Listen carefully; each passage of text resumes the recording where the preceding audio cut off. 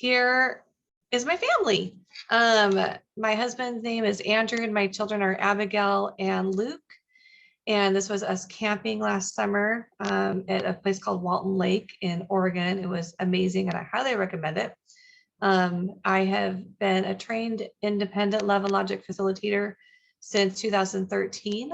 And when we adopted our daughter, Abby, from China, she was 18 months old when we adopted her.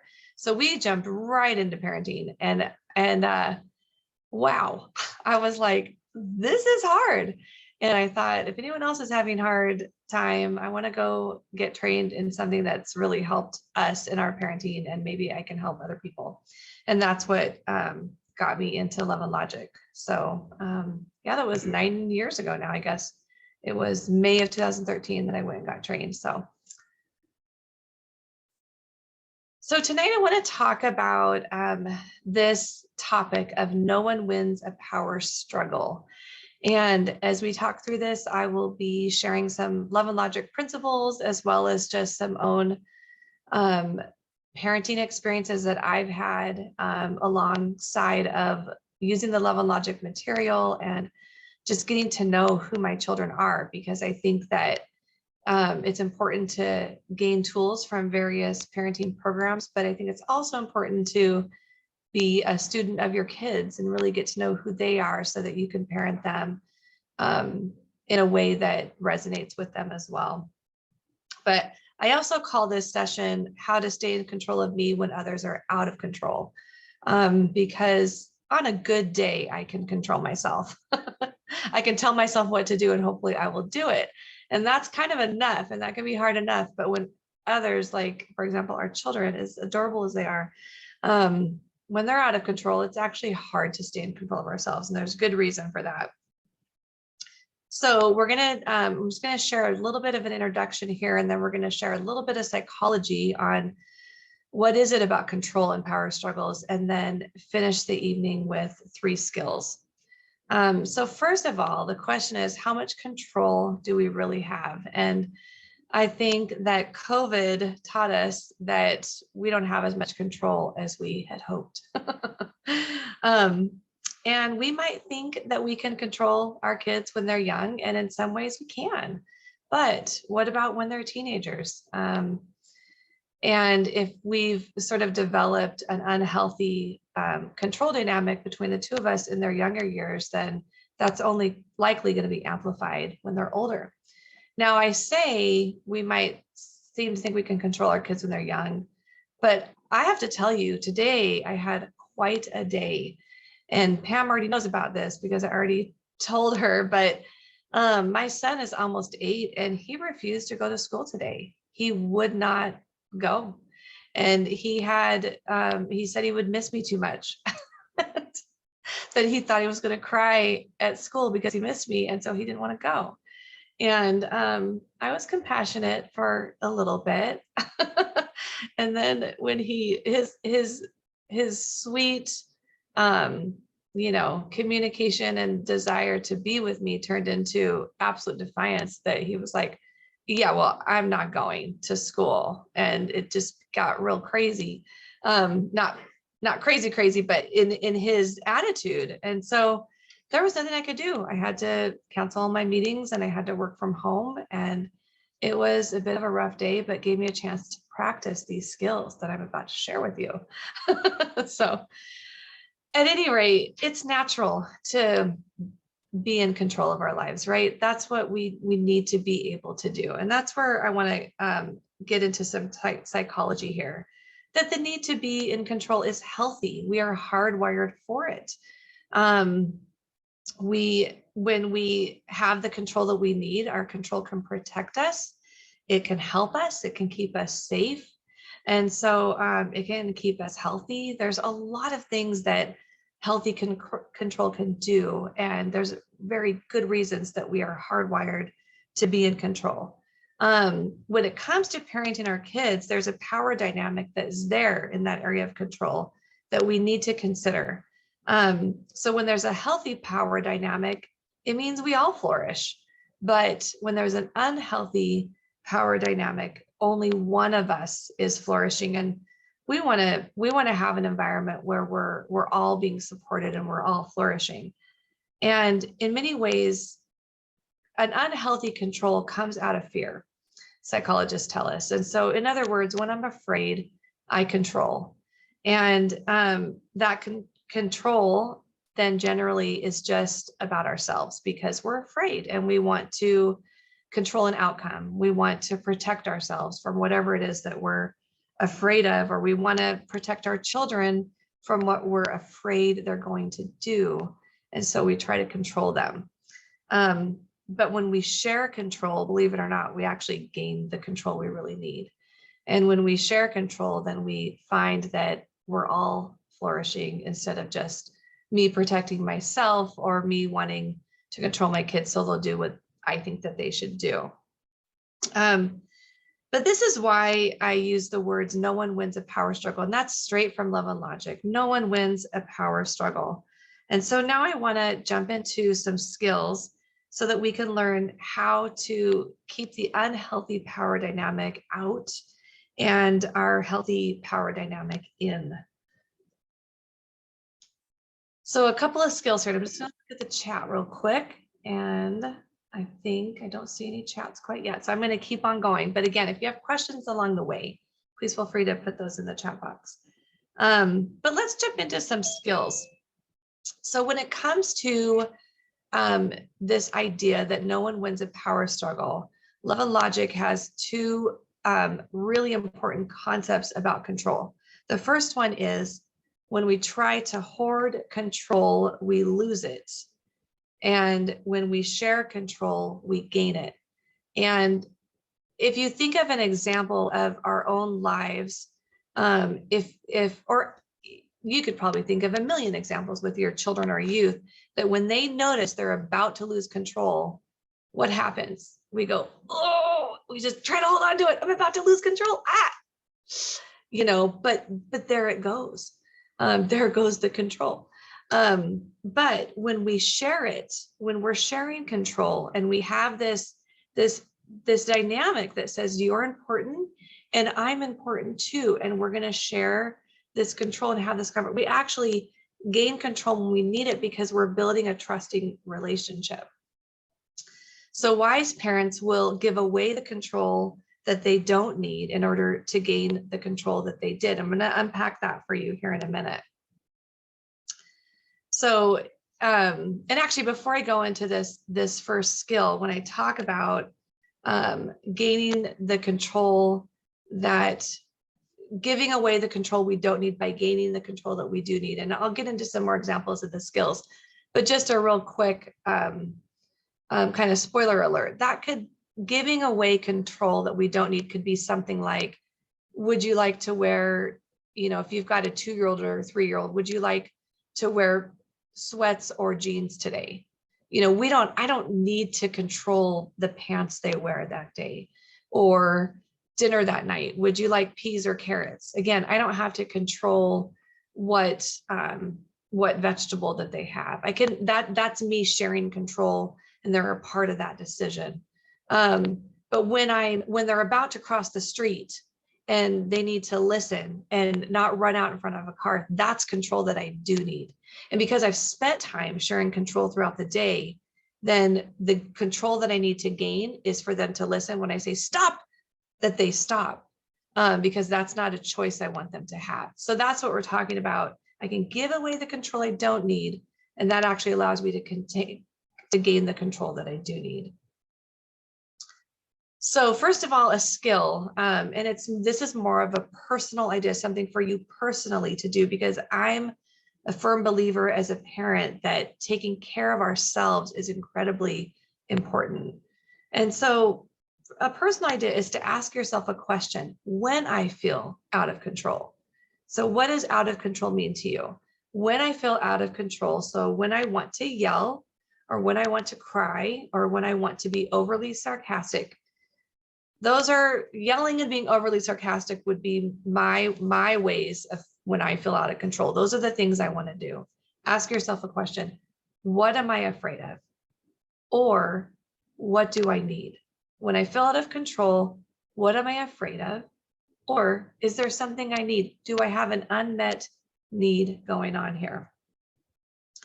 So when we ask ourselves, what am I afraid of? What do I need? Then we're able to identify that fear or need. And then we are more likely to respond in a healthy way to the situation at hand. So if I say, I just want to yell, I just want to start yelling. I cannot handle this right now. This is not what I need right now. What is it that I need? I'm really tired and what I need is some more sleep. Or I'm really hungry. I actually had to skip lunch today because work got so busy. You name it. And so then you can just take a minute. Oh, okay, I'm going to grab a mozzarella stick. Or now I recognize that I'm just really tired. And as soon as my kids go to bed, I'm not going to stay up late. I'm actually just going to go to bed.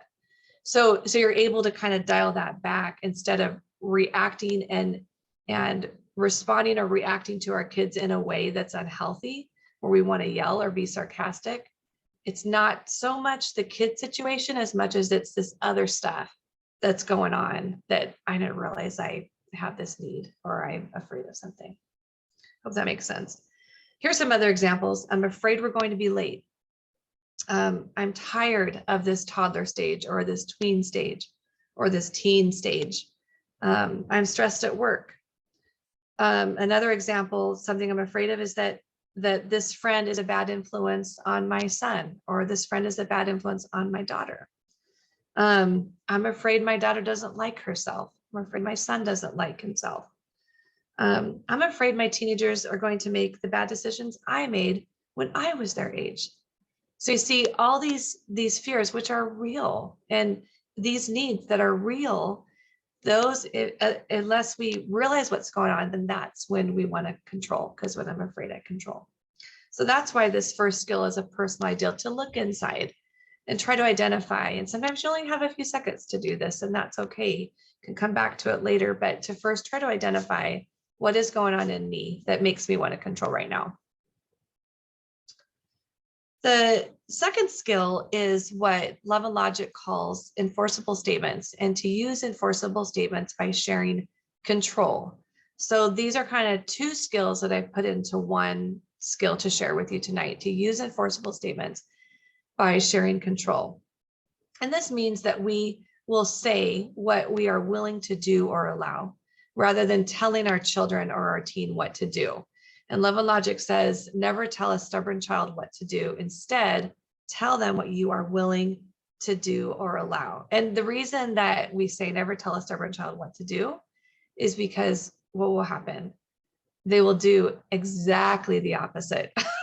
Raise your hand if that has happened. Yes, it has.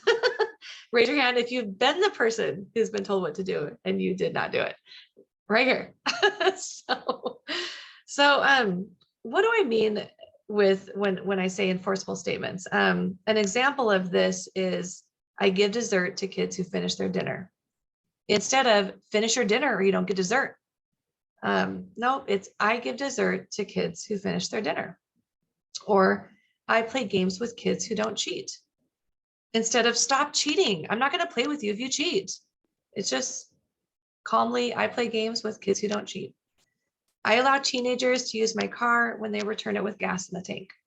And again, what would be easy to do and what is natural to do and what we've all done is fill up the car, like I've told you a million times, before you bring the car home.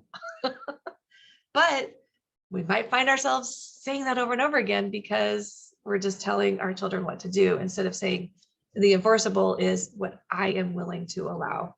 So the next time they ask, can I use your car? I allow teenagers to use my car who bring it back with gas in its tank. So these are called enforceable statements. They're statements that I really can enforce. I still remember the time when I was a freshman in high school, which was a minute ago, when my parents grounded me for life. And I'm not still grounded. So that was not an enforceable statement. Did I do something that I should have been grounded for life? Yes, but they could not enforce that. So enforceable statements, first of all, they allow us to control ourselves and not someone else. I'm not actually controlling my child or my youth. And they allow me to say what I mean and mean what I say, which goes a long ways with our kids and youth. And actually, Love and Logic calls that turn your words into gold. Because when we are just saying things like, you're grounded for life, it's like, that's not going to happen. And our kids and our youth know that. And so our words begin to not hold meaning, but enforceable statements is that I say what I mean and I mean what I say. And we develop that in that relationship. Sharing control allows our kids to feel a part of the relationship rather than just being told what to do all day. And it's fun for our kids to get to share in the decision making at any age. And I remember when my daughter was maybe 2 or 3 years old, and it dawned on me that her whole day was spent just kind of doing whatever I wanted her to do. So it's like, okay, it's time to go to the dentist. Okay, now it's time to go to the grocery store. Okay, now we're gonna, here's these toys to play with, and now we're gonna make dinner. And now, like, everything was just like, here's what you're doing. And some of that's okay, some of that's fine. But once I realized the power of sharing control, I could start saying things like, do you want to go to the park now or in 10 minutes? Do you, and it just really changed the dynamic of the whole power struggle, even at those early years, turned around because she was becoming a part of the equation instead of me just kind of telling her what we're doing all day, if that makes sense. And I found that we began to flourish instead of just kind of doing what I wanted to do all day. Sharing control meant that we're both a part of this relationship. And as our kids have gotten older, we allow that sharing control becomes bigger. And we grow that sharing control with the stages that they're in. I mean, if I said to my preteen, Abby, would you like to wear shorts today or jeans? She'd be like, gonna wear what I already have on, or whatever. It wouldn't make sense, to do that. But now we can say things like, hey, it's Friday night. Do you want to just go to bed when you want to? And that she's like, what? Yes, I want to go to bed when I want to. She feels really big and she feels included in that. It's, there's that sense of flourishing. So getting back to this idea of sharing control, this is our skill number 3. And this is sharing control by providing choices, because it is important to have guidelines. And, when my husband and I go on a date every month, and that's not negotiable, we're not going to say, hey guys, is it the choice is either we can go on a date or not go on a date? Which would you like? I can tell you right now, my 7-year-old would say, no, don't go on a date. And so, we want to have some guidelines, and we also don't want to necessarily share control when things are going well. And so I want to provide some guidelines, and then the concept of providing choices in this idea of sharing control. So first of all, you want to provide choices within limits. So you don't want to give too big of if we're going to have family movie night, we're not going to say to our kids, they're not ready for certain PG-13 movies yet. And so we're not going to give them choices that include a movie that we're not happy with. It's going to be appropriate. And so you want your choices to be within your value system. You want your choices to be within your, within their age, what's age appropriate. And so, for example, today, I wasn't going to say to my son, would you like to go to school or not go to school? My value is that he goes to school. Granted, he refused, but that was not one of his choices. So next one, only give choices that fit your value system. Give 99% of your choices when things are going well. When we think about our own psyche, and when I'm in a good space, I'm able to make better decisions. And when I'm in a bad space, I just don't make good decisions. If I'm tired, if I'm already cranky, if I'm hungry, if I don't feel good, if I'm already kind of feeling cantankerous, because we all have days where we just wake up on the bad side, wrong side of the bed. But those are not a good time for us to make decisions. And so it's the same with our kids. Give 99% of your choices when things are going well. Give choices before your child becomes resistant. So rather than, they're headed off to a friend's house and you're not really too excited about maybe the friend they're heading off to, you've been feeling really uneasy about, and it's like, you're like, oh, I really feel uncomfortable with some things that have happened, but you haven't had a chance to have that conversation yet. But as they're headed out the door, you're like, actually, I don't know that I feel comfortable about this friendship. Your kiddo's gonna immediately become resistant because they don't know that you're feeling that way. They're already headed off to have fun with their friend, but now it's like, okay, what? Well, maybe, let them, when they get home that night or the next morning over breakfast, say, hey, how was your night? Did you guys have a good time? Okay, good. Yeah, no, that's great. Hey, I just, at some point today, I want to just talk to you about this friendship, and I just kind of have some questions for you about it. That's a better space to hopefully be able to have that conversation.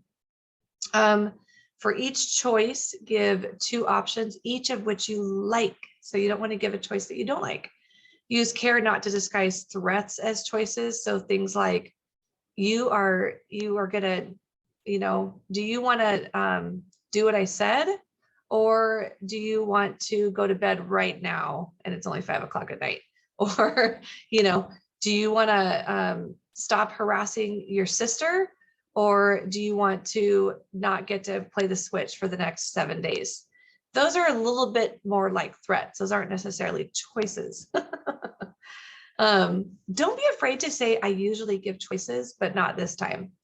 If you are giving choices throughout the day or throughout the weekend, that sharing control and that, like, we're together in this relationship, that bucket in them is full. And so there can come a time when it's like, they don't get to make this choice. It's like, it's time to go, and we're going to go now. And if they want to become resistant, it's a good time to say, I usually give choices, but not this time. Put your coat on and let's get in the car. And that's okay. It doesn't always have to be about choices, and we don't always have time to give choices. And as long as you're filling that bucket, trust me, when it's time for you to say, I get to decide this time, most of the time your kids and youth are going to go with that. If your child doesn't choose very quickly, choose for him or her.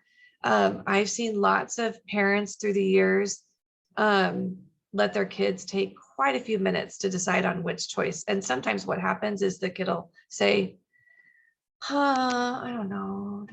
Which one do I want? Let's see here. Do I want it? I don't know. Can I have a different choice?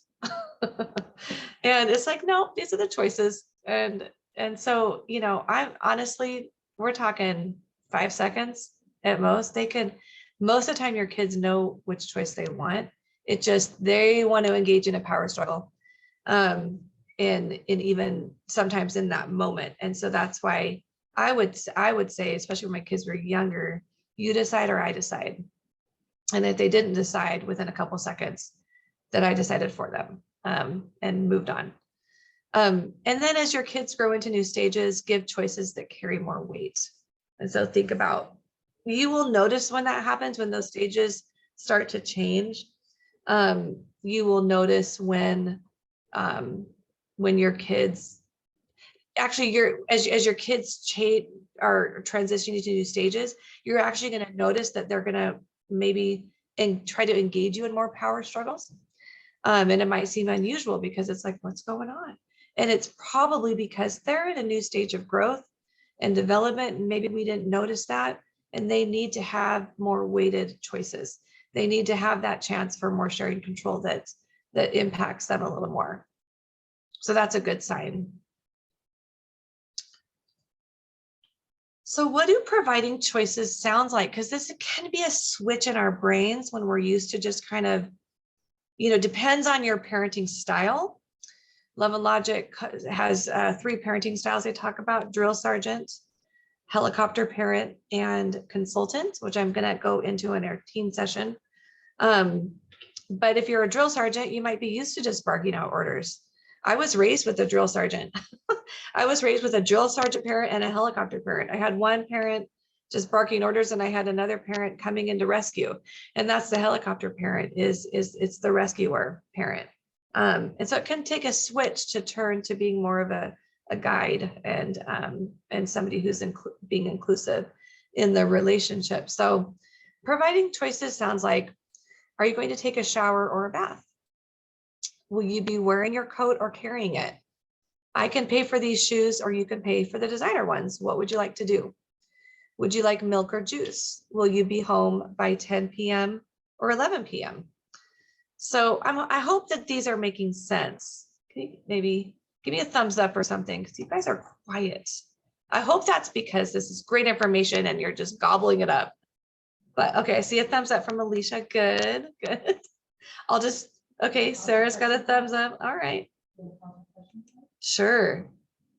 Yeah, this is a great time to pause for questions. What are you guys experiencing in your parenting with this topic? Does anyone want to jump in? It's okay if you don't want to. I know it can feel awkward. Okay, I'm going to keep going unless you interrupt me, and I'm happy to be interrupted. Okay. So providing choices within limits. I want to just dial in on this one here for a second. When we provide choices within limits, we have the opportunity to stay in control of ourselves. Both parent and kid avoid a power struggle because we're, having this conversation instead of, no, you do it. No, you do it. Kids learn how choices affect the quality of their life. Back to my story with my son, that he refused to go to school today. If you're coming in late, my son I'm shocked. Like neither of my kids have ever done that, where they just literally refused to go to school. So he was home all day, and that affected my life. And this choice for him ended up affecting his life, which he found out tonight when he asked if he could play the Switch. And I said, kids who refuse to go to school don't get to play the Switch. And then when he said, what about a movie? Later on, what about a movie? Kids who refuse to go to school don't get to watch movies either. That affected the quality of his life. I left the house with his screaming, and I told my husband, good luck. So I was like, peace out. And by the way, my daughter, she leans her head like over in the hallway, and she says, have a good parenting class. And actually, Abby said to Luke, she said, Luke, life is better when you make good choices. So your kids will start to use love and logic and these strengthening parenting concepts on themselves. They will use them on you, and they will use them on each other. It's beautiful. Number 4, kids develop an internal control system, which will come in really handy later in life. Right now, my hope is that as I lovingly delivered that consequence, which we talked about in our last session, how to deliver consequences, as I lovingly delivered that consequence to Luke tonight, I'm hoping that there is an internal control system for him, a control system on the inside that says cause and effect, if and then. Wow, if I refuse to go to school, I don't get to play the Switch. And he said to me tonight, he said, oh, but there was a new trick I was planning on trying. And I said, oh, that must be such a bummer. That sounds like fun. But later in life, what about the bigger things that he's faced with? What about when someone says, do you want to try this drug? Do you want to come to this party with me? There's going to be alcohol there. Do you want to go pick on that kid? Hopefully inside himself, because I won't be there for those times. I can't follow him around at school and help him make all those decisions. Our hope is that in that time, and when he goes on to being an adult, he can look inside himself and say, how will this decision affect the quality of my life? Is it going to make it better or worse? Am I going to affect the people I love for better or worse, etc.? That's our goal. And then finally, parents model healthy living and what healthy relationships look like. And there was a point today when Luke, because he was home all day, I'm trying to, now I'm having to work from home today, and he's interrupting and doing all this stuff.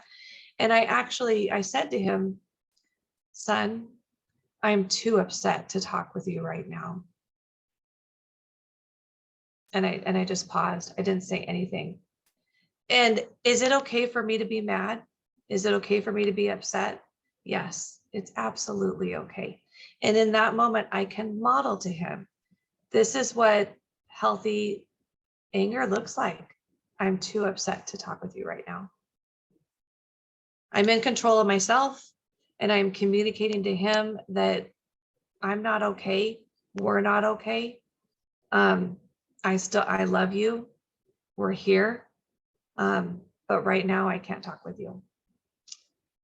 So I hope that makes sense.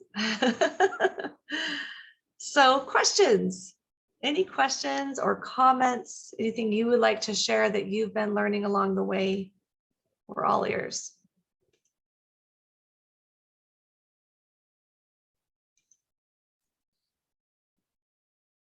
Yes, you guys are very quiet. Okay, well, you've got my email that Pam sent out. And so please feel free to email me any questions. I would love to know how your parenting journey is going. And if there's any support that you need, if you just want to talk to a fellow parent about, the stage that you're in, and if it's just hard and you just want someone to listen, I'm here for that too. Our next session is going to be 2 weeks from tonight, January 25th. We're focusing on teenagers. And I'm going to be talking about what Love and Logic shares, which is the consultant parent. So moving from being what I call a sage on the stage to being a guide on the side, which is a really important part of teenagers, and even psychologically what they're going through. Your role as a parent is precious in their life, and that guide on the side is very meaningful to them, even if they act like it's not. And then after our final session will be on Tuesday, February 15th for any age of parenting. And that one is going to be focused on our relationship with our kids. So how to build a relationship that lasts a lifetime, because I know that all of us here, we're here. I went and got trained, and I keep training. I keep seeking out even more training in the stages that I encounter with my kids. And the same is true, I know, for all of you, that it comes down to, we want a relationship with our kids forever. We want to be able to be close to them forever. And so I just applaud you, and I'm excited for that session on February 15th to talk about how to build that kind of relationship to where when they're 30s, 40s, 50s, they want to hang around us and have a good time together. So ta-da, we have concluded. And again, please feel free to email me with any questions or comments. And this session's recorded, so you can go back and review any of the skills that I mentioned. And I will see you hopefully in 2 weeks or in 4 weeks or both. So have a good rest of your evening. Bye for now.